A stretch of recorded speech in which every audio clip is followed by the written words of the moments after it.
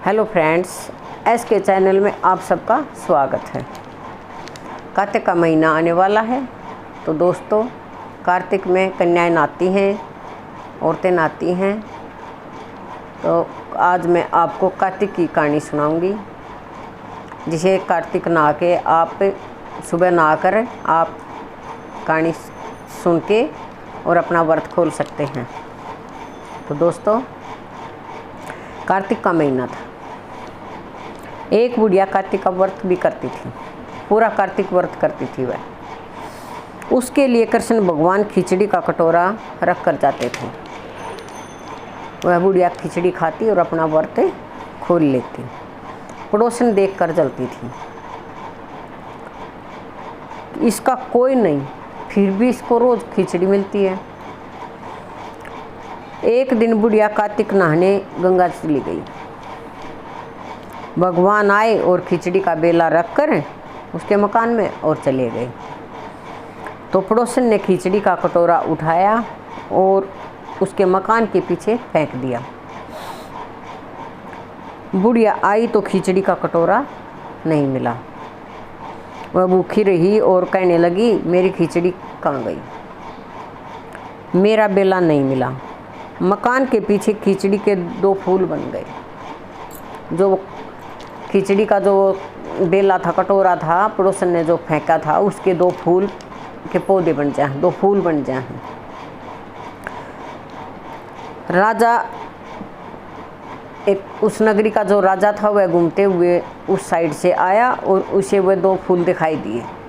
राजा ने वे दोनों फूल तोड़ लिए और वे फूल ले जाकर अपनी रानी को दे दिए।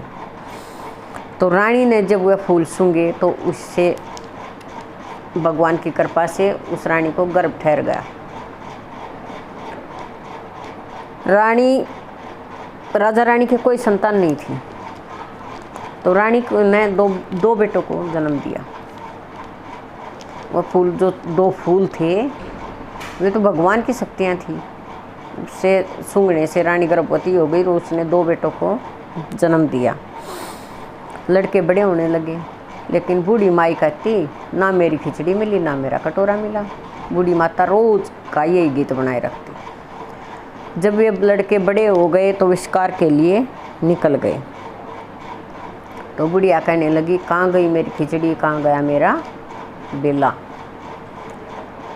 तो वो जो लड़के थे वे बूढ़ी माता के पास से जाते और कहते कि हम ही तेरी खिचड़ी और हम ही तेरा बेला।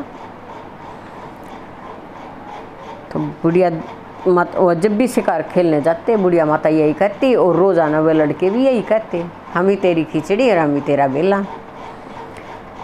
लड़के भी अजीब जवाब देते थे। राजा को इस बात का पता चला तो उसने बुढ़िया को बुलाया और पूछा, ये हमारे साथ तो बोलते नहीं, तेरे साथ कैसे बोलते हैं। राजा के जो 2 लड़के थे वो किसी से बात नहीं करते थे, ना कभी बोलते थे। तो राजा ने हैरान होकर बुढ़िया से पूछा कि ये तेरे से बात करते हैं, हमसे बात नहीं करते, ये राज क्या है। तो बुढ़िया कहने लगी, मुझे इस बात का नहीं पता, लेकिन मैं कार्तिक के व्रत करती थी तो कृष्ण भगवान मुझे खिचड़ी देते थे। एक दिन मुझे खिचड़ी नहीं मिली। जब मैं कहने लगी कि कहाँ गई मेरी खिचड़ी, कहाँ गया मेरा बेला, तब लड़के बोले, हम ही तेरी खिचड़ी और हम ही तेरा बेला, तुम्हारी पड़ोसन ने खिचड़ी फेंक दी थी। तो उसके हम फूल बन गए और राजा फूल तोड़ ले गया। रानी ने फूल सूंघे और हम रानी के गर्भ में ठहर गए, हमने राजा के घर में जन्म ले लिया। तो कृष्ण भगवान की कृपा से राजा की संतान हो गई और राजा ने बूढ़ी माता को अपने राजमहल में रख लिया, उसकी सेवा की, अच्छा उसको खाने के लिए भोजन कपड़े दिए और उसके ऊपर सेवादार बांदियाँ वगैरह छोड़ दी।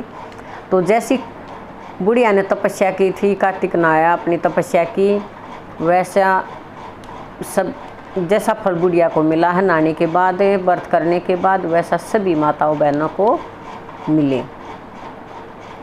दोस्तों अगर आपको ये कहानी अच्छी लगी तो लाइक करें, शेयर करें, सब्सक्राइब करें और कमेंट बॉक्स में लिखकर बताएं कि आपको ये कहानी कैसी लगी।